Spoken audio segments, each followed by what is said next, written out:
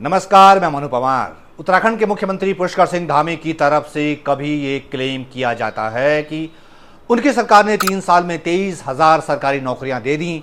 फिर किसी और मन से उन्हीं के मुंह से यह सुना जाता है कि हमने तो 4 साल में 25,000 सरकारी नौकरियां बांट डाली हैं। और ये दिखाने के लिए सरकार को बाकायदा समारोह होकर के नियुक्ति पत्र बांटने पड़ते हैं। लेकिन वो नौकरियां जा कहां रही हैं? वो नौकरियां मिल किसको रही हैं?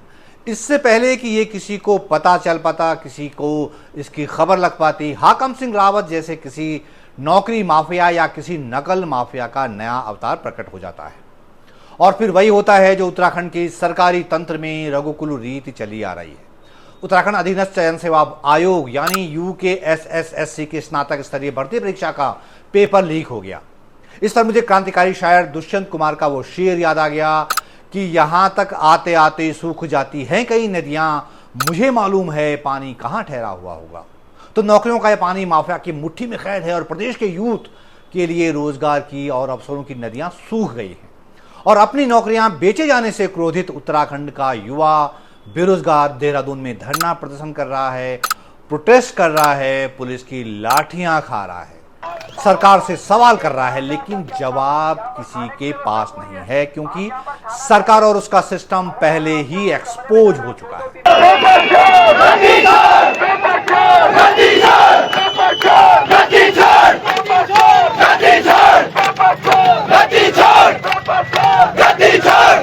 लेकिन उत्तराखंड में सरकारी नौकरियों की बोली आखिर कैसे लग रही है? नौकरियों की नीलामी कैसे हो रही है? इसे समझना हो तो इस बीच सोशल मीडिया पर वायरल हुए एक ऑडियो को ढंग से सुनिएगा। इस ऑडियो में 2 लोगों के बीच बातचीत रिकॉर्ड है। एक है सरकारी प्रतियोगी परीक्षा का परीक्षार्थी और दूसरा है हाकम सिंह रावत का कोई करीबी। पहले वो बातचीत सुनिएगा, फिर आगे की कहानी समझेंगे। अभी टाइम हो गया ना पेपर देते देते, पिछली बार भी नहीं हो पाया मेरा तनिक सहायक में ना। कितने नंबर से रहे? उसमें तो 3 नंबर से रह गया था मेरा। पक्का? और अभी क्या कर रहे हैं प्रेजेंट टाइम में? अभी मतलब तैयारी कोचिंग वगैरह कर रहे हैं? हाँ, अभी तो तैयारी है। अभी शायद में 3 नंबर से रह गए। 3 नंबर से रह गया था तो भी बोल रहा यार इसमें है तो है, पर इसमें वो है 15 लाख रुपए है इसमें, मैंने बोला तो था। अच्छा, कम कुछ हो जाएगा कुछ? अरे कुछ नहीं है भैया, कम कम के चक्कर में तो फंस गए थे लोग जब ज्यादा लड़के भरे। कम लड़कों में ज्यादा बजट में कर रहे हैं। अच्छा चलो तो फिर है ना। हाँ, कम लोगों को लेंगे, ज्यादा पैसे खाते, ज्यादा लोग ना भरने पड़े, समझ गए? अच्छा।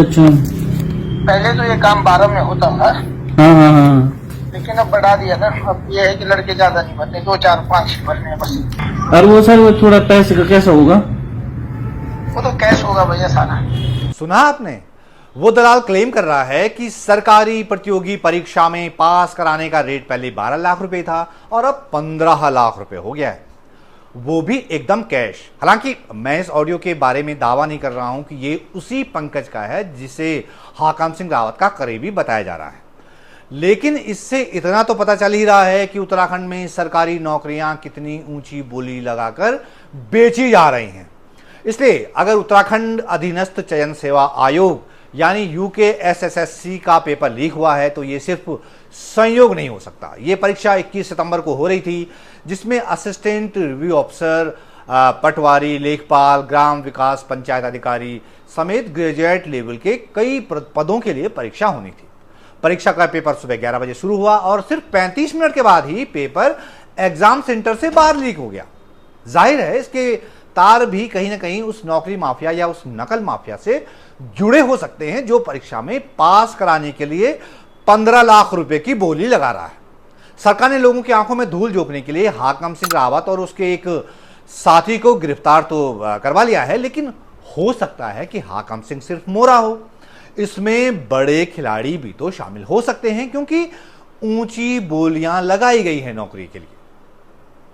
लेकिन मैं तो उत्तराखंड अधीनस्थ चयन सेवा आयोग के चेयरमैन गणेश सिंह मर्तोलिया की क्यूटनेस पर फिदा हो गया, जिन्होंने क्लेम किया कि इसे बेसिकली पेपर लीक नहीं कह सकते।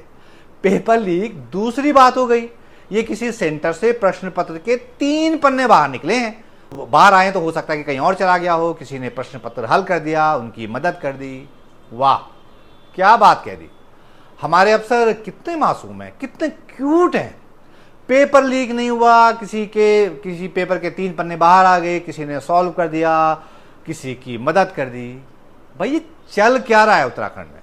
ये कैसे कैसे अफसर बिठा दिए हैं इतने अहम पदों पर, पूरा सत्यानाश कर दिया। अरे मर्तोलिया साहब, बहुत से सबूत सामने आ चुके हैं कि आपका आयोग जो परीक्षा करवा रहा है ना, उसका पेपर लीक हो चुका है। खुद उत्तराखंड स्वाभिमान मोर्चा के अध्यक्ष बॉबी पवार ने भी इससे जुड़े कई सबूत सामने रख दिए हैं। पर मैं बताता हूं ना, 2 एविडेंस को आपने मैनेज करने की कोशिश की, तीसरा एविडेंस भी बॉबी पवार देगा। 11:35 पर पेपर बाहर आया, 11:35 पर पेपर बाहर आया। मैं एविडेंस दूंगा कि 10 बजे के आसपास भी पेपर बाहर था, 10 बजे के आसपास भी पेपर बाहर था। हम एविडेंस देंगे। असल में यूकेएसएससी वालों को इस पर लीकेज का यकीन इसलिए नहीं हो रहा है क्योंकि उनका अपना तंत्र तो माफिया के कब्जे में है, जो पहले ही नौकरियों की बोली लगा दे रहे हैं। उस नीलामी से जो पैसा कमाया जा रहा है, हो सकता है कि उसके छींटे आयोग वालों पर भी पड़ रहे होंगे। लेकिन मुझे ये बात समझ में नहीं आ रही है कि उत्तराखंड के सीएम पुष्कर सिंह धामी साहब किस नैतिक साहस के साथ ये कह पा रहे हैं कि उन्होंने 3 साल में 22,000 नौकरियां दे डाली हैं या 4 साल में 25,000 नौकरियां दे डाली हैं। नौकरियां तो हाकम सिंह जैसे माफिया अपने अपनों को बांट दे रहे हैं।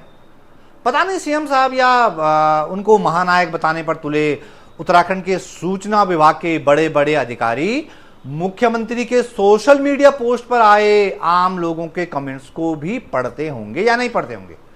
लेकिन मेरी तो सलाह है कि उनको पढ़ना जरूर चाहिए, क्योंकि असली फीडबैक उन्हें वहीं से मिलेगा। जमीनी हकीकत इसी से पता चलेगी। आप खुद देख लीजिए, जहां पर मुख्यमंत्री हजारों नौकरियां बांटने का दावा कर रहे हैं, उसी पोस्ट के नीचे कमेंट्स में लोग क्या क्या लिख दे रहे हैं। अगर मुख्यमंत्री या उनका सूचना विभाग इन कमेंट्स को नहीं पढ़ पा रहा है या उन्हें इग्नोर कर रहा है, तो हो सकता है कि उन्हें ऐसा कॉन्फिडेंस कहीं और से मिल रहा हो सकता है कि उन्हें सत्ता में बने रहने का फॉर्मूला हासिल हो गया हो और उन्हें इस बात की चिंता न हो कि पब्लिक उनके बारे में क्या सोचती है, क्या लिखती है। मुख्यमंत्री दावा कर रहे हैं कि रोजगार देने में उत्तराखंड अग्रणी राज्य बन गया, तो नीचे कमेंट बॉक्स में लोग उनके इस दावे की धज्जियां उड़ा दे रहे हैं। यानी सरकार के दावों का रियलिटी टेस्ट सोशल मीडिया पर ही हो जा रहा है।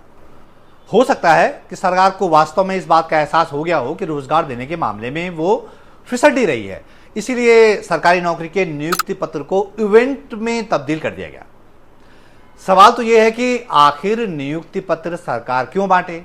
क्या सरकार ने दया करके उन्हें नौकरी दी है? क्या जिन लोगों को नियुक्ति पत्र बांटे जा रहे हैं उन्हें सरकारी कृपा से या मुख्यमंत्री की कृपा से नौकरी मिली है?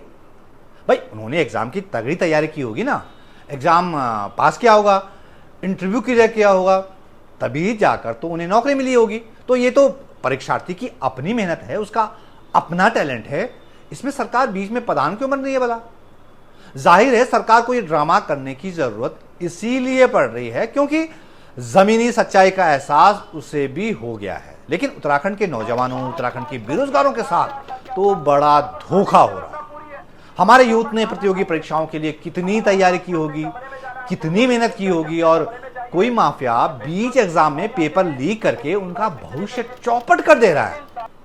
इस गुनाह की जिम्मेदारी तो सरकार की है ही। परीक्षा सही ढंग से करवाना, नौकरियां जेन्युइन लोगों को देना, ये तो उसी की जिम्मेदारी बनती है। लेकिन मुख्यमंत्री और उनका प्रचार महकमा तो दरबार में गायक को बुलाकर अपनी वाहवाही के भक्त गीत सुनकर ही आह्लादित हो गया। अब न होली न कला सबके जलिया कला, अब न होली न कला सबके जलिया कला, नकल विरोधी कानून लाग्या धामी जी, नकल विरोधी कानून लाग्या धामी जी, युवाओं की बेरोजगारी दूर अब होली। इनसे एक प्रतियोगी परीक्षा तो सही से आयोजित नहीं करवाई जाती और भक्त के गीत सुनने में बड़े आनंदित हो रहे हैं। ये तो हमारी सरकार का हाल है। मुख्यमंत्री को चाहिए कि जरा इस दरबारी गायन से बाहर आकर देखें, बेरोजगारों, युवाओं के साथ आपकी सरकार कितना बड़ा छल कर रही है। सवाल सिर्फ युवा और बेरोजगारी नहीं पूछ रहे हैं, आपकी ही पार्टी के बड़े नेता और पूर्व मुख्यमंत्री त्रिवेंद्र सिंह रावत भी पूछ रहे हैं, बल्कि वो तो न्यायिक जांच की मांग उठा चुके हैं। ऐसे में सवाल यह है कि क्या मुख्यमंत्री पुष्कर सिंह धामी ऐसा साहस करेंगे? आपकी इस पर क्या राय है, नीचे कमेंट बॉक्स में जरूर लिखें। मुझे आपकी प्रतिक्रियाओं का इंतजार रहेगा। आवाज दूर तक पहुंचनी चाहिए दोस्तों। ये वीडियो देखने के लिए आपका बहुत बहुत धन्यवाद। और उन लोगों से मेरी गुजारिश है जिन्होंने मेरे चैनल को अभी तक सब्सक्राइब नहीं किया है, कृपया फटाफट कर लें और बेल आइकन पर भी क्लिक कर लें ताकि मेरे हर नई वीडियो की सूचना सबसे पहले आप तक पहुंच जाए। तो ये वीडियो देखने के लिए आपका बहुत बहुत धन्यवाद। जल्द एक नई वीडियो के साथ हाजिर होता हूं, तब तक के लिए नमस्कार।